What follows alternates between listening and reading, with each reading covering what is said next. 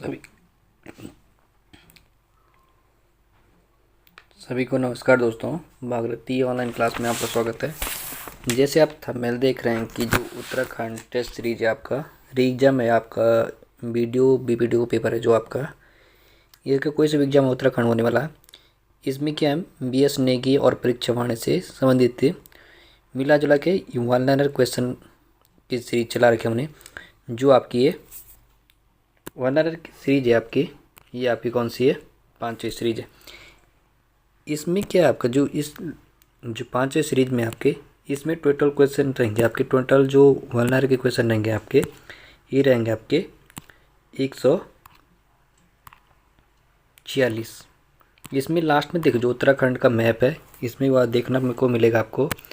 हम इसमें प्रारंभ करेंगे जो 1 लाइनर क्वेश्चन आपके 1 से स्टार्ट करेंगे हम। जो इसमें हम जो 5 जो आपकी सीरीज है, ये उत्तराखंड इतिहास से संबंधित सीरीज जो आपकी अपलोड करी है बीएस नेगी और परीक्षा वाणिज्य से संबंधित। अब प्रश्न नंबर 1 से बोले तो 1 लाइनर क्वेश्चन से आपकी स्टार्ट होएगी आपकी।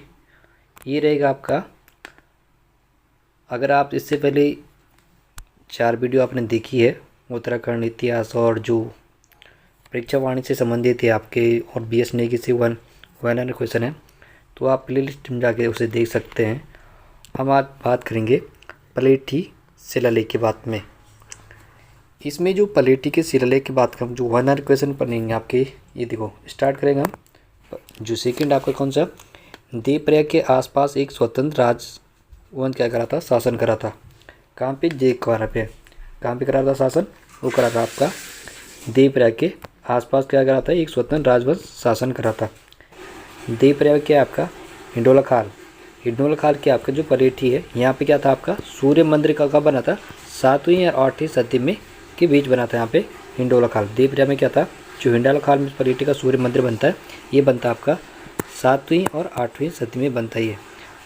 और चौथा है आपका जो पलेठी का सूर्य मंदिर एक कल्याण वर्मन के द्वारा बनाया गया था। जो पलेठी है, जो आपका क्या है, आपका पलेठी है, ये पलेठी का जो सूर्य मंदिर है, ये कल्याण वर्मन के द्वारा बनाया जाता है।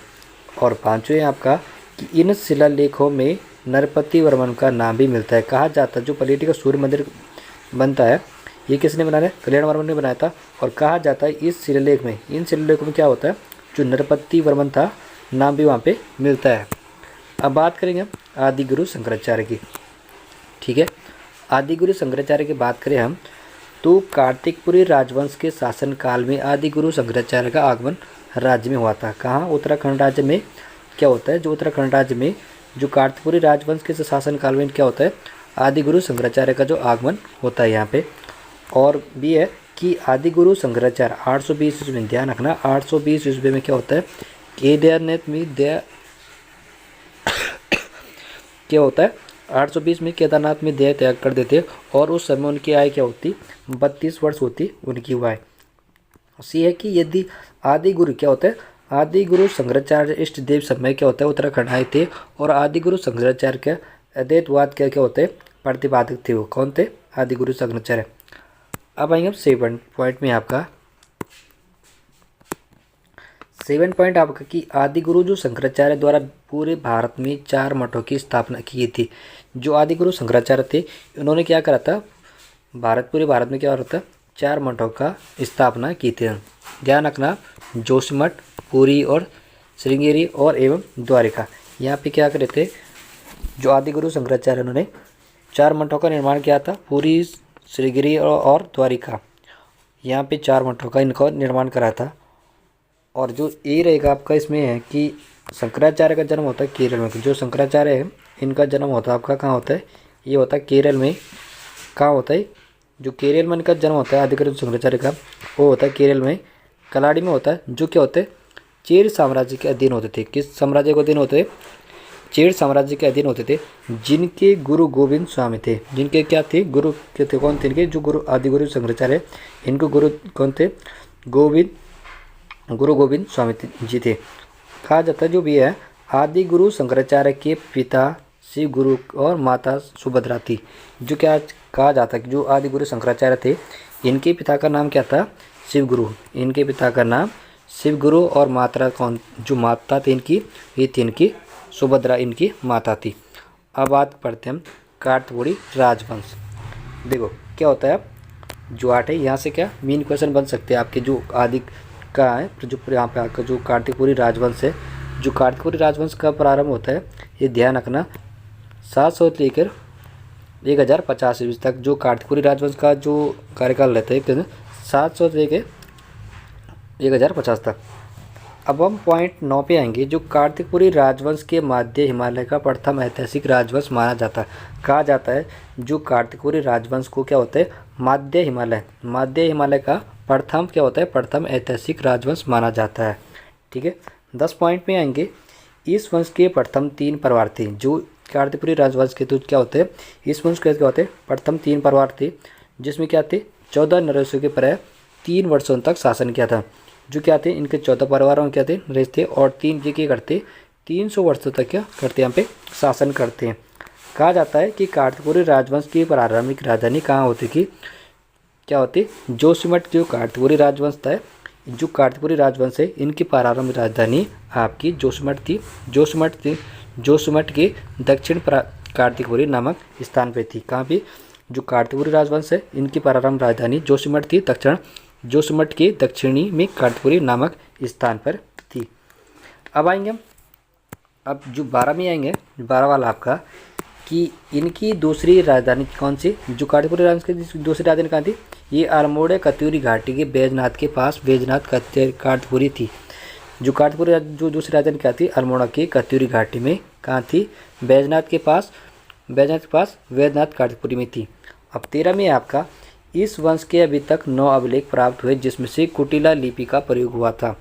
क्या होगा था, जो कार्तिकपुरी राजवंश है, इस वंश के तो क्या थे 9 अभिलेख मिले हैं, 9 अभिलेख प्राप्त होते हैं, जिसमें क्या होता है, कुटिला लिपि का प्रयोग हुआ था इसमें। अब सेकेंड आएगा 14 वाला में, कि कार्तिकपुरी राजवंश से संबंधित ताम्रपात्र, शिलालेख बागेश्वर, पांडेश्वर, खंडारा, बैजनाथ एवं चंपावत से प्राप्त हुए थे। क्या होता है, जो कार्तिकपुरी वंश है, इससे संबंधित जो ताम्रपात्र शिलालेख प्राप्त होते हैं, ये कहाँ से प्राप्त होते हैं, ये आपका बागेश्वर, पांडुकेश्वर, खंडारा, बैजनाथ एवं चंपावत से प्राप्त होते हैं।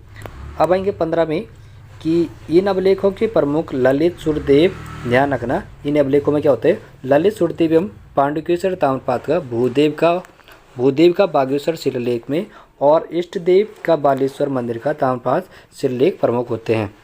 अब 16 में आएंगे। 16 क्या होता है, कि एंडकिसन ने सर्वप्रथम कार्तिकपुरी राजवंशों के लिए लिखा होता है कत्यूरी शब्द का प्रयोग किया था। किसने, जो एंडकिसन है, इन्होंने क्या किया था, सर्वप्रथम क्या होता है, कि कार्तिकपुरी राजाओं के लिए कत्यूरी शब्द का प्रयोग किया था। किसने, एंडकिसन ने। 17 में आपका, कि कनिगम के अनुसार कत्यूरी राजाओं की राजधानी लखनपुर रामगंगा तट पर स्थित थी, जिसका जिक्र क्या होता है, हुएनसांग ने किया था। जो कनिगम है, इनके अनुसार कहा जाता है जो कत्यूरी राजाओं की राजधानी लखनपुर जो रामगंगा तट पर स्थित थी, जिसका जिक्र क्या होता है, हुएनसांग ने भी किया था। अब 18 है आपका, कि 7वीं सदी के कत्यूरी राजाओं की शीतकालीन राजधानी टिकुली थी। कहा जाती है 7वीं शताब्दी में कत्यूरी राजाओं की क्या होती है, शीतकालीन राजधानी कहाँ हुआ थी, टिकुली थी, जिसे गाने वाला भेड़ भी कहा जाता है। क्या होता है, गाने वाला भी भेड़ कहा जाता है। 19 में आपका, कि बद्रीदत्त पांडे के कार्तिकपुरी प्राचीन का नाम क्या था। जो बद्रीदत्त पांडे है, इन्होंने कहा था कि कार्तिकपुरी का जो प्राचीन नाम कबीरपुर मानते हैं। क्या होता है, जो बद्रीदत्त पांडे है, ये क्या कहते हैं, कि कार्तिकपुरी है, यहाँ का जो प्राचीन नाम क्या था, कबीरपुर मानते हैं। ठीक है, बद्रीदत्त पांडे। अब आते हैं जो प्रथम 20 परिवारों की बात करें हम। देखो प्रथम 20 परिवार की बात करें तो कार्तिकपुरी वंश, देखो जो कि आपका कार्तिकपुरी वंश के प्रथम परिवार का संस्थापक वसंत देव को माना जाता है। कहा जाता है जो कार्तिकपुरी वंश के जो प्रथम परिवार का जो संस्थापक है, ये किसे माना जाता है, वसंत देव को माना जाता है।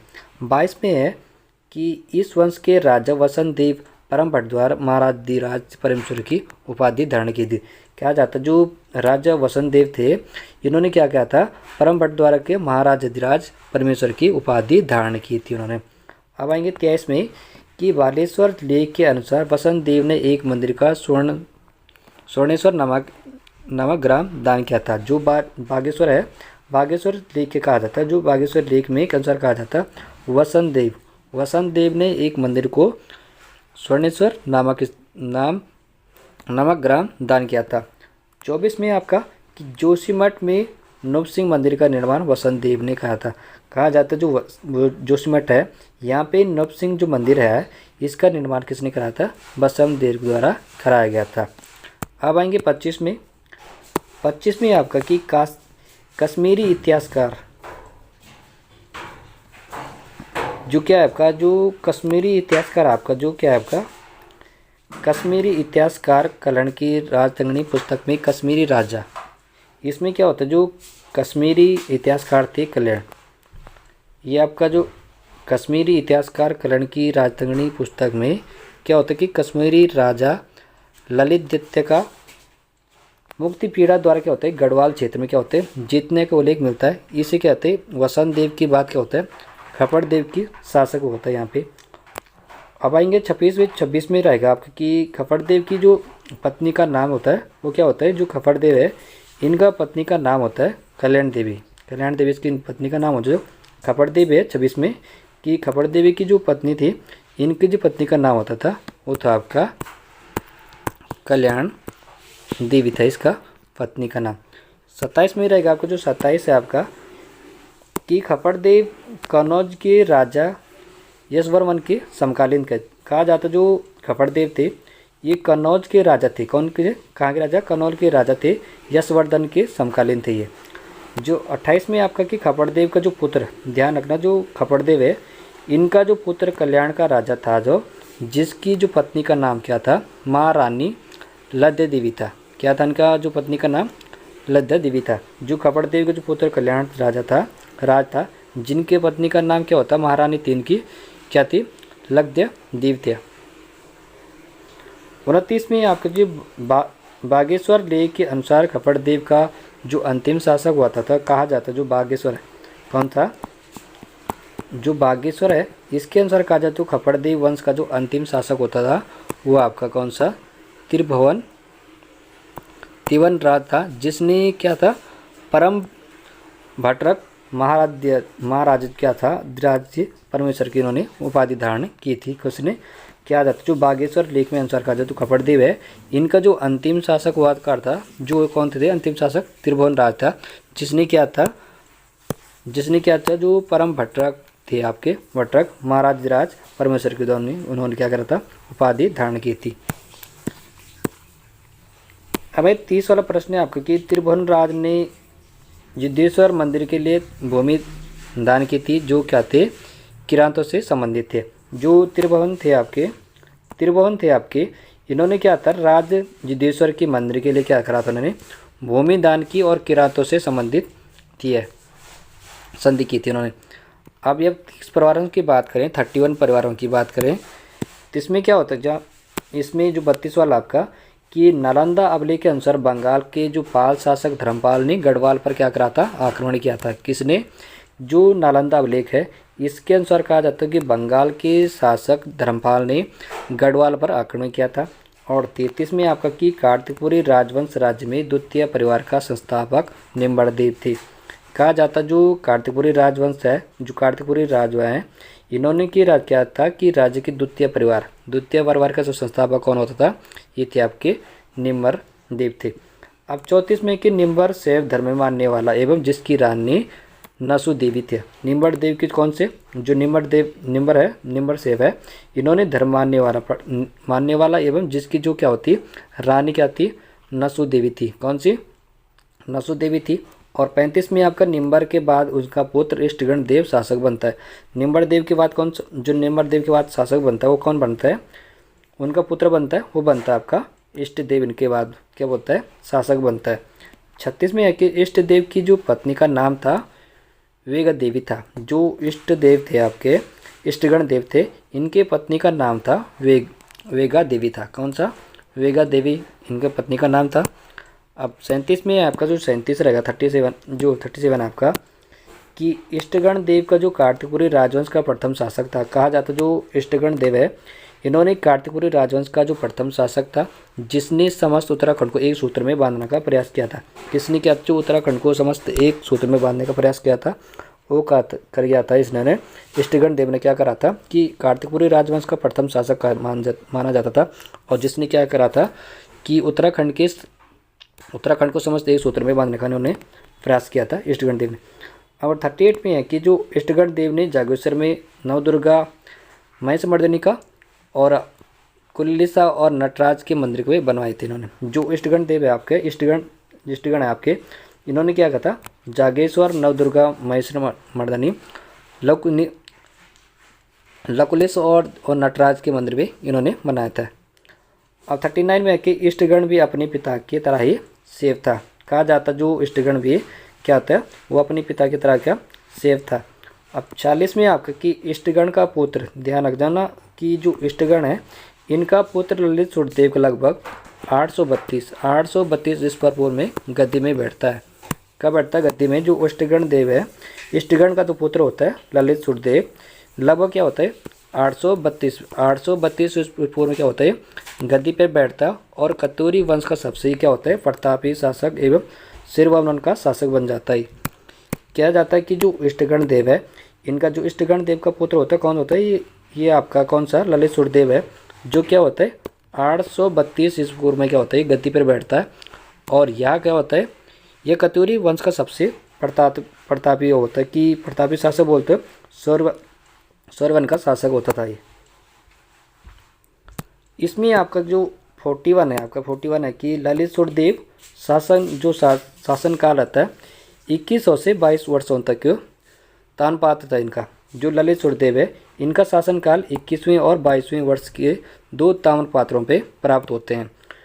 जो क्या था ललित सुरदेव है, इनका जो शासनकाल होता है 21, ध्यान रखना 21वें और क्या होते हैं 22 वर्षों क्या होते दो क्या होते 2 ताम्रपात्र में प्राप्त होते इनके शासनकाल की पब्लिक।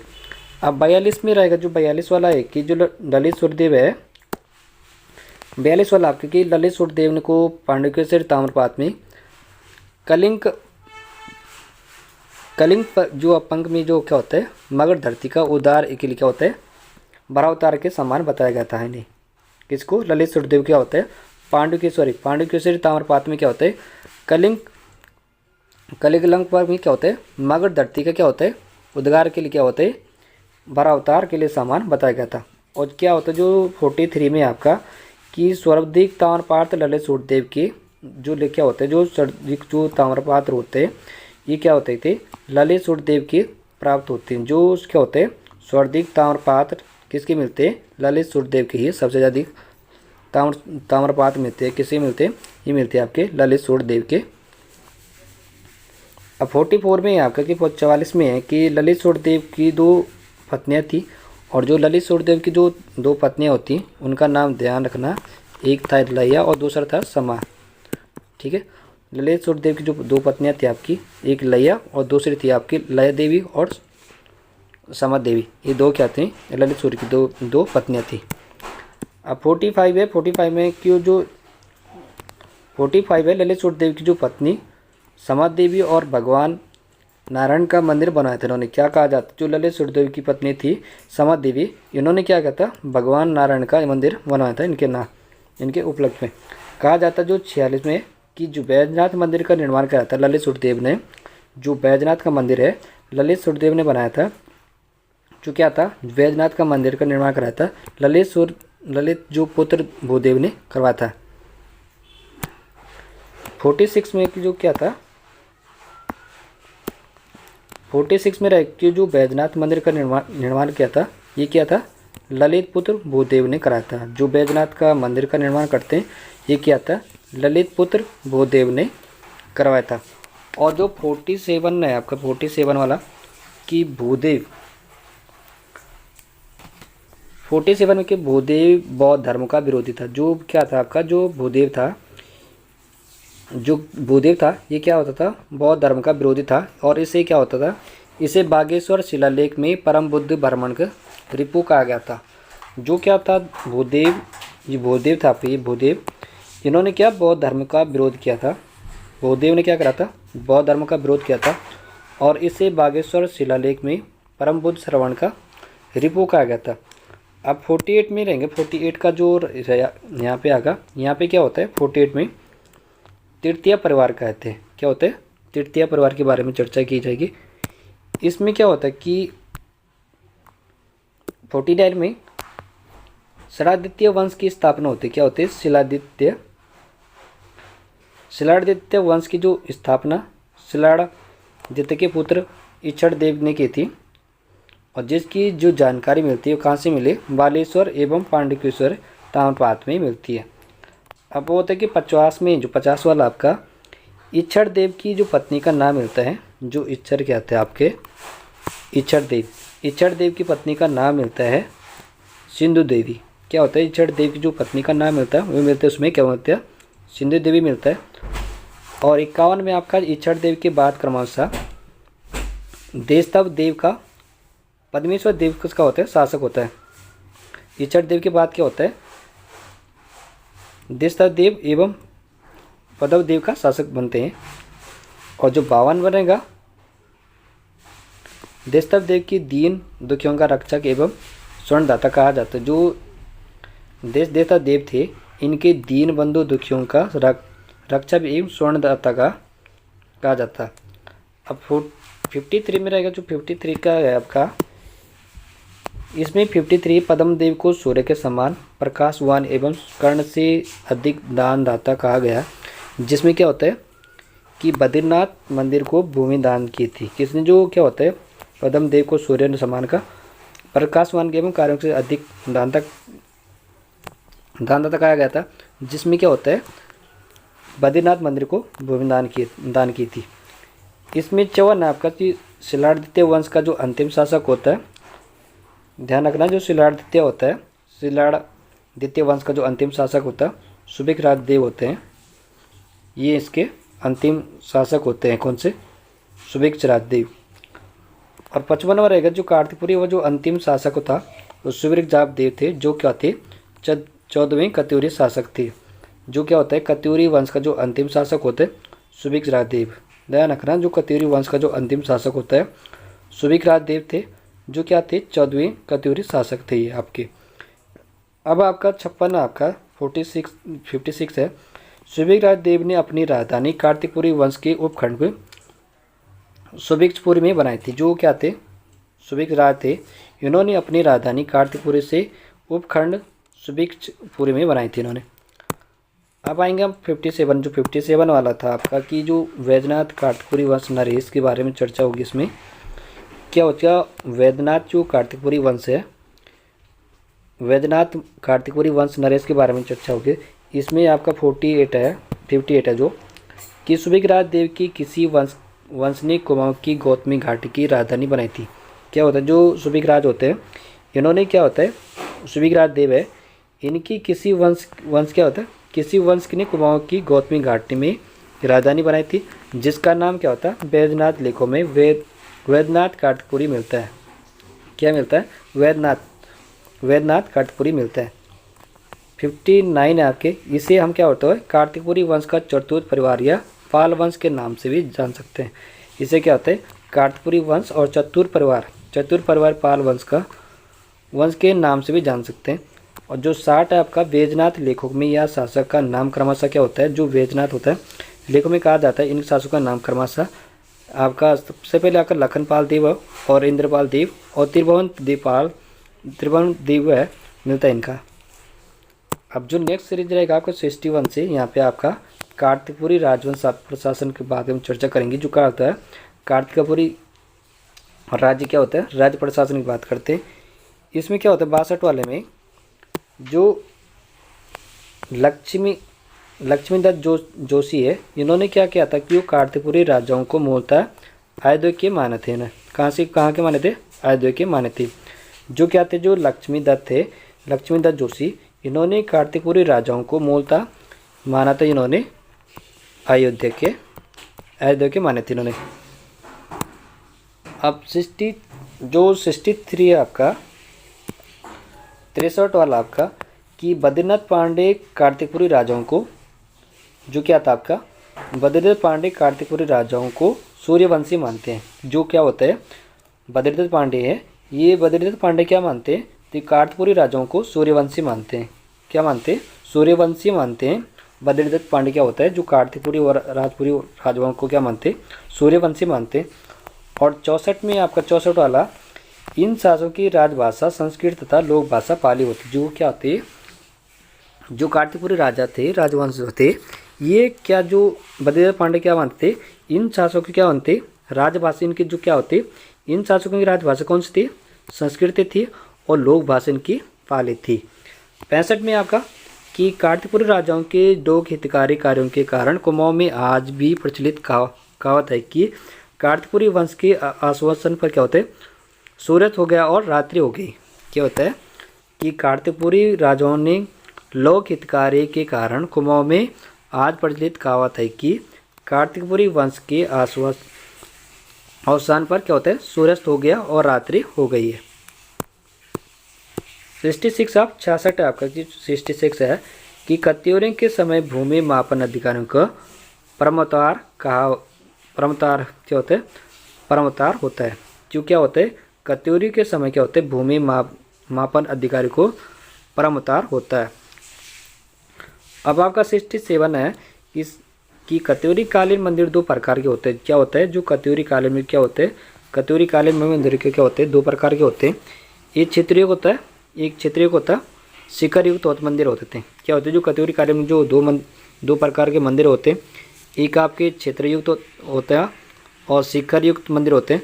जिसमें क्षेत्र युक्त प्रकार का मंदिरों में क्या होते हैं, पेगोड़ा प्रकार के मंदिर कहा जाता है। क्या होता है, पेगोड़ा प्रकार के मंदिर कहा जाता है। 68 रहेगा कि ललित सुखदेव पांडुकेश्वर ताम्रपात्र में तत्कालीन समाज की प्रशंसा अष्टदशा प्रकृति कहकर की गई थी। जो ललित सुखदेव है, ललित सुखदेव के पांडुकेश्वर ताम्रपात्र में क्या होता है, जो तत्कालीन समाज की प्रशंसा का अष्टादशा प्रकृति कहकर की गई थी। 69 आपका जो 69 है कि कत्यूरी वंश के पतन, ध्यान रखना, जो कत्यूरी वंश के पतन का कारण अत्याचारी शासन व वरा आक्रमण था। जो क्या होता है, क्योंकि कत्यूरी वंश के जो पतन का कारण होता है वो क्या होता है, अत्याचारी शासन व वारे आक्रमण के कारण होता है। 70 में क्या होता है, कार्तिकपुरी राज पदाधिकारी के बारे में चर्चा करेंगे। जो क्या होते हैं, कार्तिकपुरी राज पदाधिकारी के बारे में जो चर्चा रहेगी, इसमें क्या होते हैं, देखो, जो प्रांतपाल सीमाओं की सुरक्षा भार, जो प्रांतपाल होता था, जो प्रांतपाल होता है, ध्यान रखना, जो क्या होता है, प्रांतपाल होता है, इससे क्या कहते हैं, प्रांतपाल का काम क्या होता है, सीमाओं की सुरक्षा करना। और जो घाटपाल होता है, ये गिरिद्वारों की रक्षा करता था। जो क्या होता है, घाटपाल होता है, इसके जो क्या होता था, इसका काम होता था गिरिद्वारों की रक्षा करना। जो सीमावर्ती मार्ग होता था, सीमावर्ती मार्ग होता है, इसमें क्या होता है, आवागमन व्यक्तियों पर निगरानी वरमपाल, ठीक है। और 74 में नरपति, इससे क्या होता, जो नंबर नरपति होता था, नदी घाटों पर आगमन सुविधा एवं कर वसूली करना था इसका काम। जो नरपति होता था, जो क्या नरपति होता था, वो क्या होता है, नदी घाटों पर आगमन सुविधा का एवं कर वसूल करता था ये। अब 75 में रहेंगे हम, जो 75 रहेगा आपका कि अपराधियों को पकड़ने वाला सर्वोच्च अधिकारी दोषपराधिक कहलाता था। ये गुप्तचर विभाग का सर्वोच्च अधिकारी दोषाध्यासाधनिक था। जो अपराधियों को पकड़ने का सर्वोच्च अधिकारी होता, दोषापराधिक होता था, दोषापराधिक कहलाता था। और गुप्तचर विभाग का सर्वोच्च अधिकारी दोषाध्यासाधनिक था। 76 है कि पुलिस विभाग के बड़े अधिकारी दंड पाशविक और दंडनायक एवं महादंडनायक होते थे। जो पुलिस विभाग के बड़े अधिकारी होते थे, ये क्या होता है, जो पुलिस विभाग के जो बड़े अधिकारी होते थे, दंड पाशिक और दंडनायक व महादंडनायक होते थे। 77 रहेगा कि कत्यूरी प्रशासन में तहसील स्तर की प्रशासनिक इकाई को कर्मांत कहते थे, जबकि राजमिस्त्री को कार्य कहा जाता था। और चोर डाकों को पकड़ने वाला को अलग को क्या कहता, महकमा चोरद्वारिकरणी के अंतर्गत होता था। अब आएंगे हम 78 में, सौदा क्या होता है, सौदा भंगाधिकृत राज्य का मुख्य आर्किटेक्ट टेक्चर होता था। क्या होता है? जो सौदाबाजीकृत होता था, इसका जो मुख्य होते आर्टिक टेक्चर होता था। क्या होता है आपका? आर्टिक टेक्चर होता था। 79 में रहेगा जो राजा द्वारिका पद का जो महल प्रहरी एवं जो मंत्रिपरिषद की राजमात्य कराते थे। जो राज द्वारिका होता था, जो राज द्वारिका होता था, वो क्या होता? पद महल का प्रहरी एवं मंत्रिपरिषद का राजमात्य कहलाते थे। क्या होता है? राजमात्य कहते थे उसे। 80 में है कि जबकि पांडुकेश्वर लेख में कुमार मत्य शब्द का प्रयोग राजकुमारों के लिए हुआ था। जो क्या होता है? राजकुमार कि जो पांडुकेश्वर होता है, पांडुकेश्वर लेख में राजकुमार मत्य शब्द का प्रयोग जो होता था, वो किसके लिए होता था? राजकुमारों के लिए इस शब्द का प्रयोग होता था। इसमें 81 वाला 81 है जो अक्षतफलाधिकृत मंत्री होता था, भू रिकॉर्ड अधिकारी एवं महासंधि विग्रह। महासंधि क्या होता है? जो महासंधि विग्रह का होता है उसका अर्थ होता है कि शांति एवं विदेश मंत्री होता था। और जो अष्टफलाधिकृत मंत्री होता था, इसका क्या होता था? भूमि रिकॉर्ड अधिकारी एवं महासंधि विग्रह एवं शांति विदेशी मंत्री होता था। इसमें 82 रहेगा। 82 में क्या था आपका कि ये 82 है जो कार्तिकपुरी सेना 4 भागों में विभाजित की गई थी। जो क्या होता है? कार्तिकपुरी सेना थी, ये 4 भागों में विभाजित थी। जो 4 सेनाओं में अंगों के प्रधान का महासामंत कहते थे। क्या होता है? जो कार्तिकपुरी सेना के 4 भागों में विभाजित थी और जो चारों सेनाओं में अंगों में प्रधान को महासामंत कहते थे। ध्यान रखना, सबसे पहले आपका पदातिक पैदल जो पदातिक होता था, ये क्या होता है? पैदल सेना का नायक गोलमिक था आपका। और जो सेकंड था आपका अश्वरोही होता, जो अश्वरोही बोलता, इसमें सर्वोच्च नायक बलाधिकृत होता। अब 3 में आपका गजरोही। गजरोही क्या होता था? ये होता है नायक हस्ती बलाधिकृत होता। और जो चौथा है आपका राष्ट्ररोही। राष्ट्ररोही का काम क्या होता है? नायक उष्ट्रबलाधिकृत होता था। क्या होता है? नायक उष्ट्रबलाधिकृत होता था।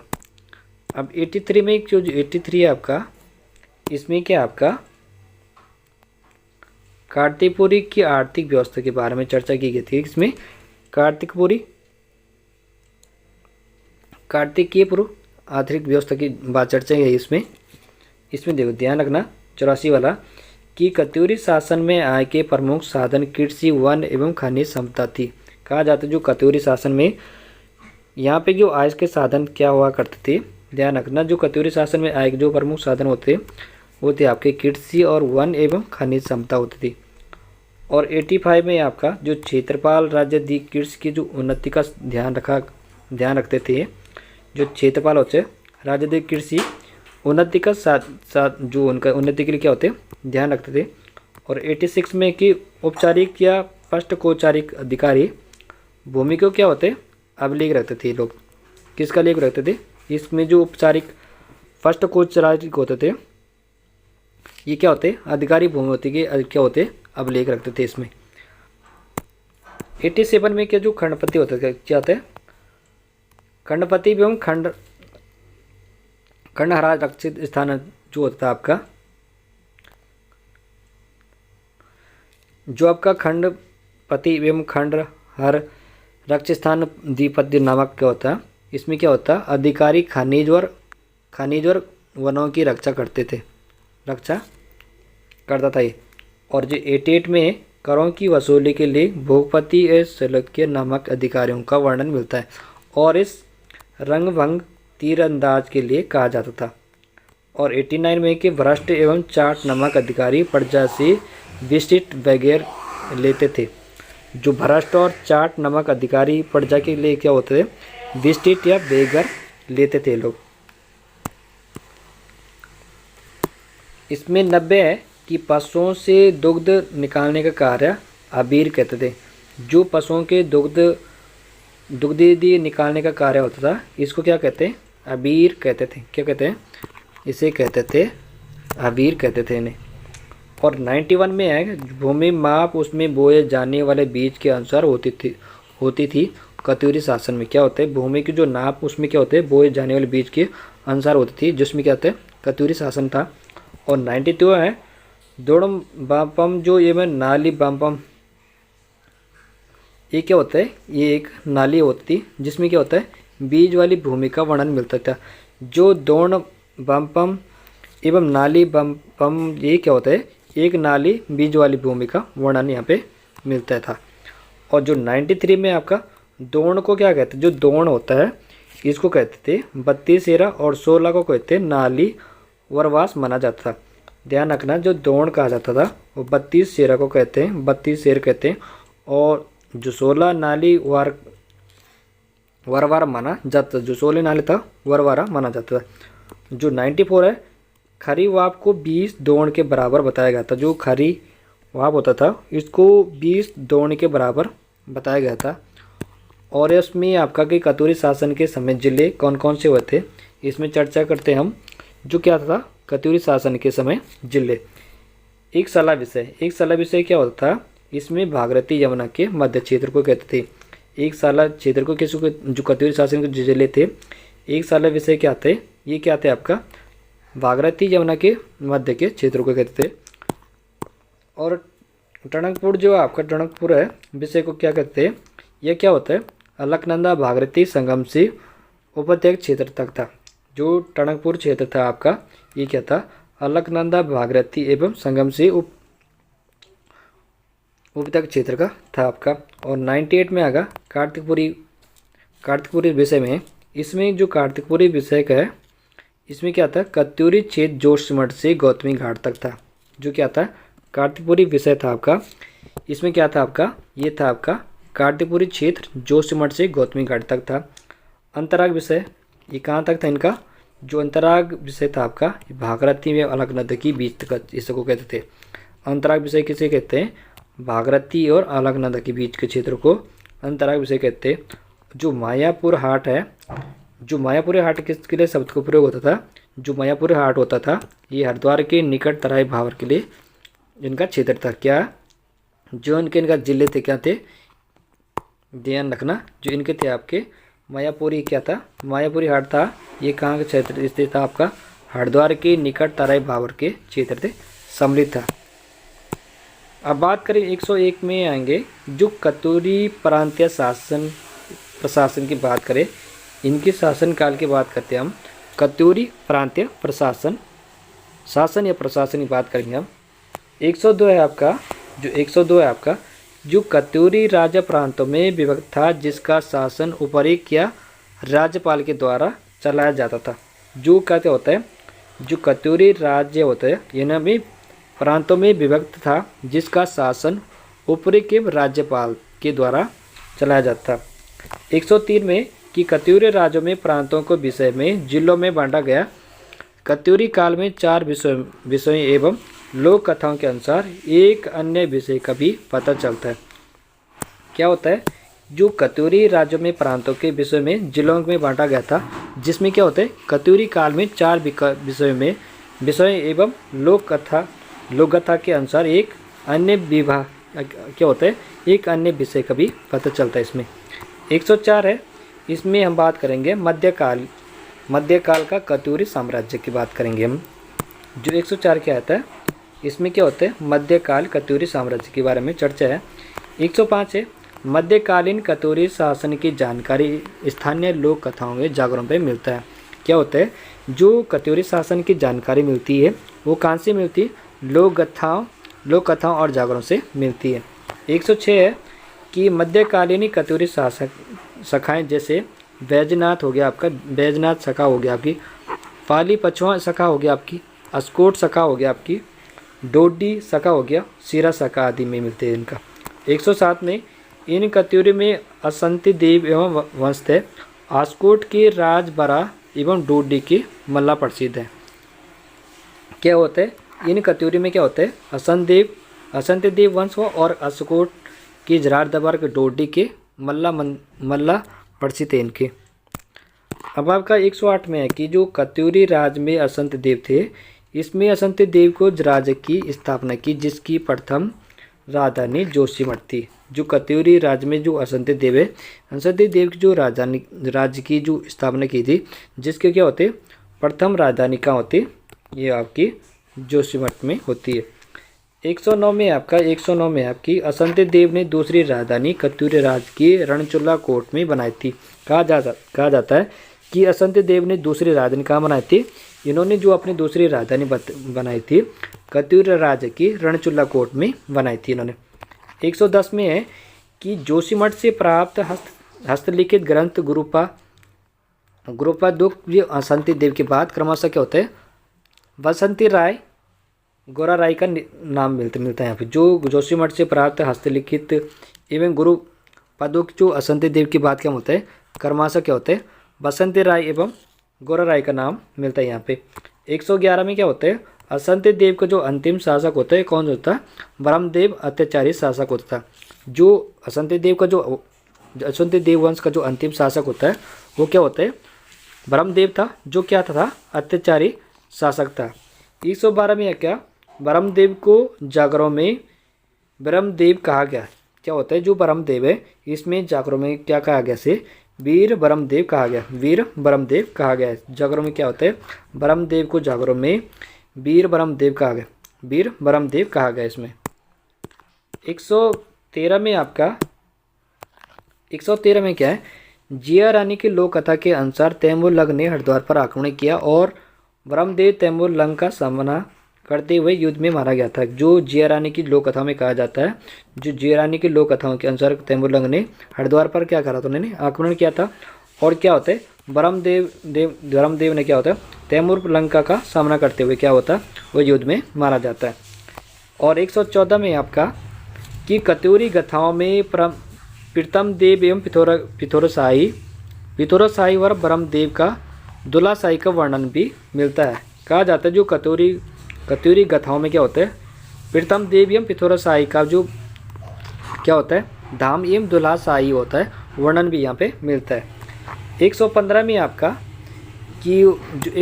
में आपका जो प्रीतम देव को राजा पिथौरा कहा गया था। जो प्रीतम देव है, प्रीतम देव को क्या आता है, राजा पिथौरा भी कहा जाता। इन्होंने पिथौरागढ़ का संस्थापक की माना जाता। इसकी जो छोटी रानी थी, इसकी छोटी रानी कौन थी, इनकी छोटी रानी थी जिया रानी। ध्यान रखना, जो प्रीतम देव को राजा पिथौरा भी कहा जाता है। क्या, जो प्रीतम देव को क्या कहा जाता, राजा पिथौरा भी कहा जाता। इन्होंने क्या करा था, पिथौरागढ़ की, इन्हें क्या होता है, पिथौरागढ़ का संस्थापक माना जाता। और इनकी जो छोटी रानी होती, वो छोटी रानी कौन थी, ये थी आपकी जिया रानी थी। 16 में क्या आपका, 16 में ध्यान रखना, 16 में कत्यूरी नरेश धामदेव के समय छुमना पतार नामक नृत्य गान थे। जो कत्यूरी नरेश धामदेव के समय क्या होते हैं, छुमना पतार नामक क्या होते हैं, नृत्य गान थी।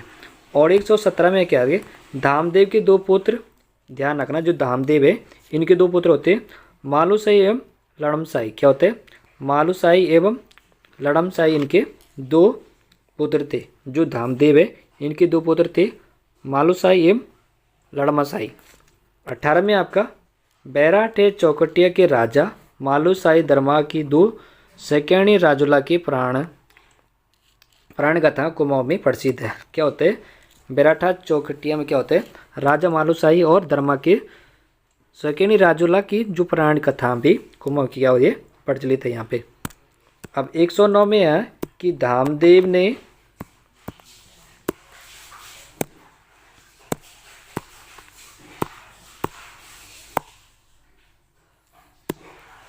जो 19 में क्या होता है, धामदेव के बाद ब्रह्मदेव का नाम आता है, जिसे अंतिम कत्यूरी शासक माना जाता है। क्या होता है, जो धामदेव के बाद क्या होता है, जो धामदेव के बाद क्या होता है, ब्रह्मदेव का नाम आता है, जिसमें क्या होता है, अंतिम कत्यूरी शासक माना जाता है। 120 में है कि कत्यूरी राजाओं की उपाधि राजबराती कहा जाता है। जो कत्यूरी राजाओं की जो उपाधि राजबराती और कत्यूरी राजाओं का मूल निवास स्थान राजस्थान था। कहा जाता कत्यूरी राजाओं की उपाधि राजबराती और कत्यूरी राजाओं की जो मूल निवास होता था वो कहाँ होता था, राजस्थान से मिलता है। अब बात करेंगे 122 उत्तराखंड में बहुराजकता भाव राजता की बात करेंगे हम 123 में 1191 जब उत्तराखंड में भाव राजता का युग होता है, इसमें बात करते हैं उत्तराखंड में जो भाव राजता का युद्ध कब से प्रारंभ होता है। तो ध्यान रखना 1900 ये ध्यान रखना 1191 में क्या होता है, नेपाल के राजा अशोक चल्ल ने कत्यूरी राज्य के कुछ भागों पे अधिकार कर लिया था। अशोक चल्ल के बारे में गोपेश्वर त्रिशूल लेख में मिलता है। क्या होता है, जो उत्तराखंड में बोले तो जो नेपाल का जो शासन पर चलता है वो ध्यान रखना 1191 नेपाल के राजा, ध्यान रखना नेपाल के राजा अशोक चल्ल ने कत्यूरी राज्यों के कुछ भाग पर अधिकार कर लिया था। और अशोक चल्ल के बारे में जो अशोक चल्ल है इनके बारे में गोपेश्वर त्रिशूल लेख में मिलता है इनकी जानकारी।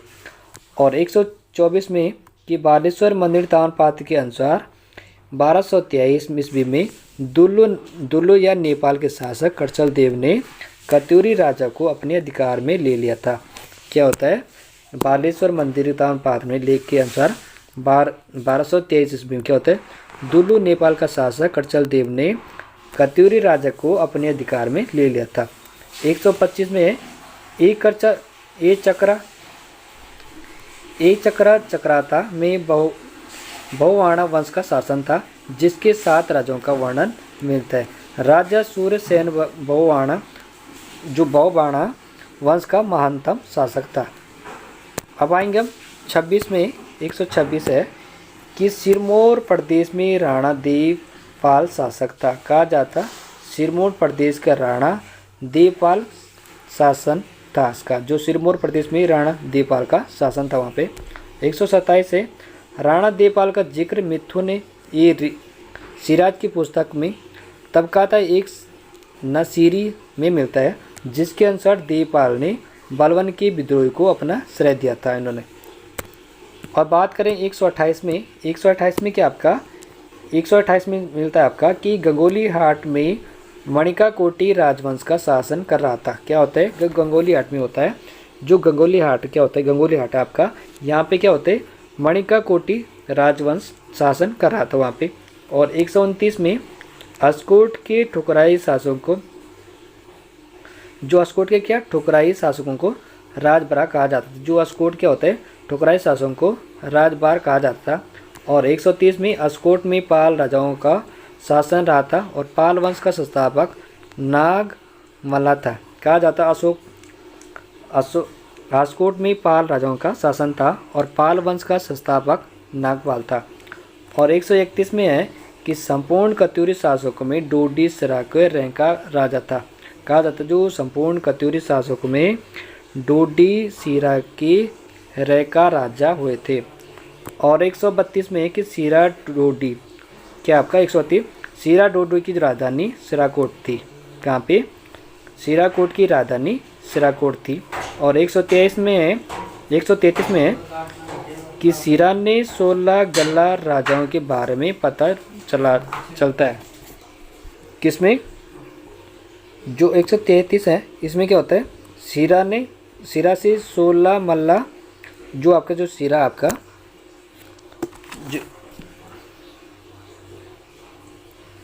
जो आपका क्या है आपका सिरा वाला है। 133 में कि सिरा ने 16 गल राजाओं के बारे में पता चलता है। किसमें, सिरा के 16 गल्ला राजाओं के बारे में पता चलता है। और 134 से राम सिंह के अनुसार रुद्रचंद ने सिरा की हरिमल्ला को हराकर सिरा को अपने अधिकार में लिया था। इन्होंने किसे, राम सिंह ने क्या था, राम सिंह ने अनुसार कहा जाता रुद्रचंद ने सिरा की हरिमल्ला को हराकर सिरा को अपने अधिकार में लिया था। और 135 में है कि लोहाघाट के पास सुई की स्थापना ब्रह्मदेव नामक कत्यूरी ने की थी, जिसके समय क्या होता है, सोमचंद कुमाऊं का आया था। कहा जाता है कि लोहाघाट के पास सुई राज्य की स्थापना ब्रह्मदेव नामक कत्यूरी ने की थी, जिसके समय क्या होता है, सोमचंद कुमाऊं का आया था। और 136 में है कि कुमाऊं में कत्यूरियों के अंतिम गढ़ मनीला गढ़ एवं चंद शासक राज बहादुर चंद ने आक्रमण किया था। जो कुमाऊं में कत्यूरी के अंतिम गढ़ का जो मनेला गढ़ पर चंद शासक का राज जो बाज बहादुर चंद ने भी आक्रमण किया था। और 137 में है स्थापत्य एवं मूर्ति कला की दृष्टि से कत्यूरी काल को उत्तराखंड का स्वर्ण काल कहा जाता है। जो मूर्ति कला की दृष्टि से कत्यूरी काल को उत्तराखंड का स्वर्ण काल कहा जाता है। अब बात करें हम तो मुसलमान शासकों का आक्रमण के बारे में। इन 38 में मुसलमान शासकों का आक्रमण के बारे में चर्चा करें तो 139 में मिलता है मोहम्मद बिन तुगलक के कराजल पर्वत पे अभियान के बारे में जानकारी जो इनकी बरानी की पुस्तक है तारीख ए फिरोजशाही इन बतूता की हिरेला में मिलता है। जो मोहम्मद बिन तुगलक है इन्हें जो कराजल जो पर्वत है यहाँ पे होता है अभियान के बारे में जानकारी मिलती है, जिनकी जो पुस्तक होती है तारीख ए फिरोजशाही इन बतूता की हिरेला में मिलता है। जो अब बात करें 140 में इतिहासकार कराजल को कुमाऊं प्रदेश मानते हैं। जो इतिहासकार है कराजल को क्या होता है कुमाऊं प्रदेश का मानते हैं। और 141 में मिलते हैं कि तैमूरलंग ने दिल्ली पर आक्रमण 1398 में किया था। जो क्या होता है तैमूरलंग ने कहा जाता है, जो तैमूरलंग है इन्होंने 1398 में दिल्ली में आक्रमण किया था। और जनवरी 1399 में तैमूरलंग ने स्वदेश लौटे थे। और स्वदेश लौटते समय क्या हो रहा है उन्होंने हरिद्वार के आसपास के लेकर यमुना घाटी में 2 प्रमुख हिंदू राजाओं से युद्ध किया था। किसने? तैमूरलंग ने। इसमें क्या था तैमूरलंग ने दिल्ली पर आक्रमण किया था। वो क्या था उन्होंने 1398 में।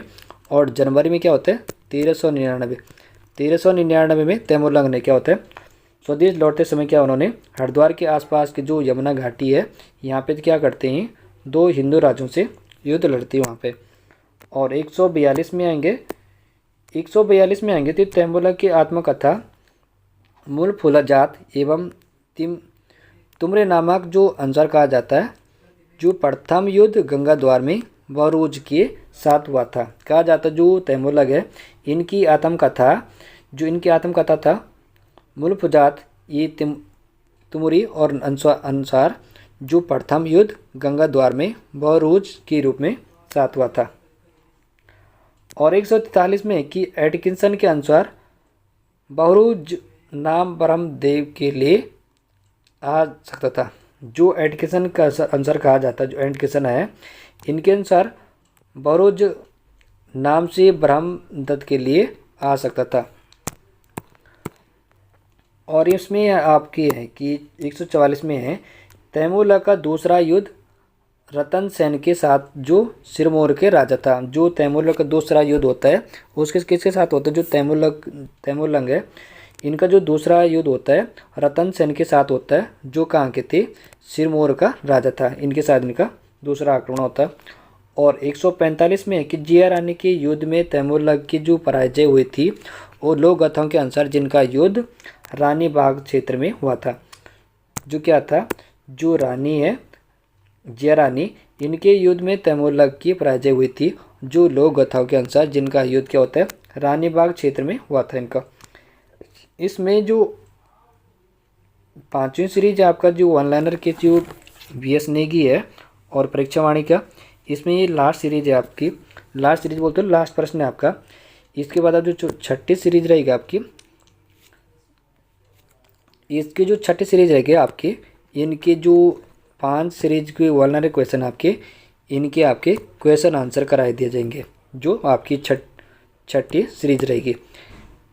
इसमें का लास्ट क्वेश्चन आपका ये लास्ट क्वेश्चन है कि 46 वाला तारीख ए मुबारक शाही के अनुसार फिरोज शाह तुगलक के समय कटिहार के विरोधी को सरदार खड्डुक ने कुमाऊं में शरणी थी। कहा जाता जो तारीख ए मुबारक शाही के अनुसार फिरोज शाह तुगलक के समय कटिहार की विद्रोही सरदार खड्डुक ने कुमाऊं में शरण ली थी। ये आपका लास्ट इसमें वन लाइनर का 146 का ये क्या था आपका 146 आपका वन लाइनर का जो इतिहास का आपका जो क्या था आपका काटपुरी राजवंश से संबंधित था आपका।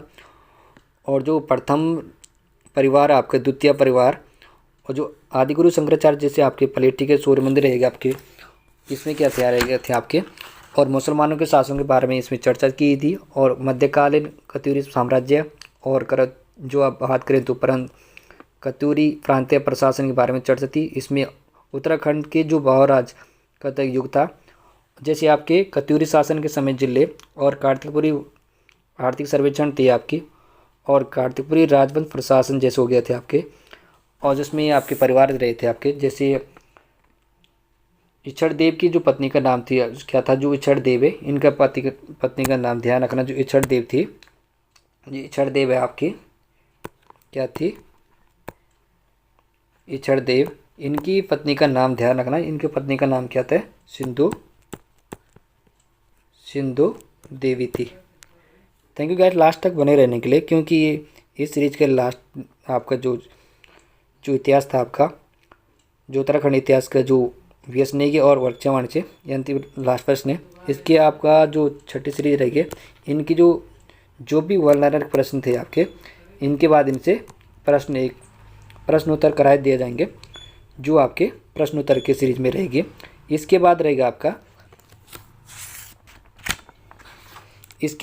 कुमाऊं का चंद्रवंश के राजवंश के बारे में हम चर्चा करेंगे। क्या है, जो चंद्रवंश राज्य के उदय कब होता है, और चंद्र शासक सोमचंद हो गया आपका, इंद्रचंद उनके बारे में अधिकारी, इसमें हम कुमाऊं का चंद्र राजवंश के बारे में चर्चा करेंगे 7वीं सीरीज में।